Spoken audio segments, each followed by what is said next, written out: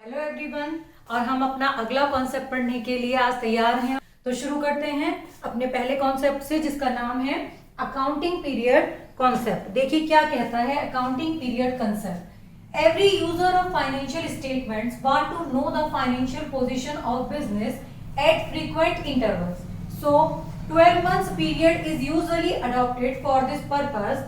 According to amended income tax law, it is compulsory to adopt financial year from 1st April to 31st March as accounting period.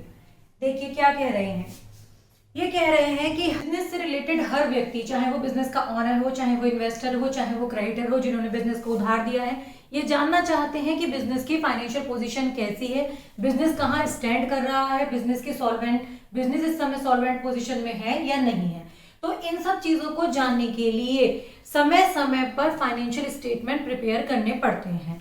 अब वो समय क्या है, किस समय financial statement prepare किए जाते हैं। होता क्या था पहले समय में, जब अकाउंटिंग की कोई निश्चित तिथि या अवधि नहीं थी, तब लोग पुराने समय में दीपावली से दीपावली तक अक्सर अपने अकाउंट नए करते थे कि भाई हमने अब पिछली दीपावली से शुरू किए थे, इस दीपावली को हमने अपने खातों का सब जोड़ घटा कर लिया है, अब इस साल से नया शुरुआत कर रहे हैं।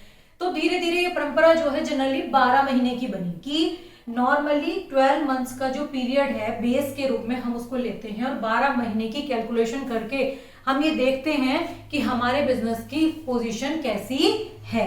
नॉर्मली जो है कैलेंडर ईयर यूज करते हैं, नॉर्मली जो था वो कैलेंडर ईयर यूज किया जाता था, यानी कि जनवरी से दिसंबर तक। लेकिन जो इनकम टैक्स लॉ है उसमें जब अमेंडमेंट हुआ तो उसको कंपलसरी कर दिया गया कि कोई भी बिजनेस एंटरप्राइज जो भी कोई बिजनेस एक्टिविटी कर रही है उसको अपने फाइनेंशियल स्टेटमेंट फाइनेंशियल ईयर के अकॉर्डिंग मेंटेन करने होंगे। अब क्या है फाइनेंशियल ईयर?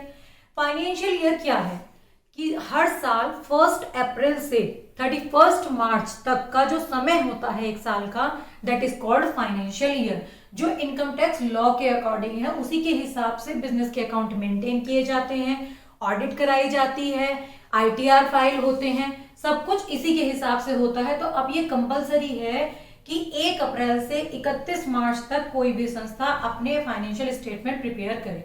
1 अप्रैल मान लीजिए हम 2021 की बात करें तो 1 अप्रैल 2020 से 31 मार्च 2021 तक आप अपने जो है अकाउंट्स मेंटेन करेंगे, और उन अकाउंट्स के बेस पर ही आप अपनी फाइनेंशियल पोजीशन का पता लगाएंगे।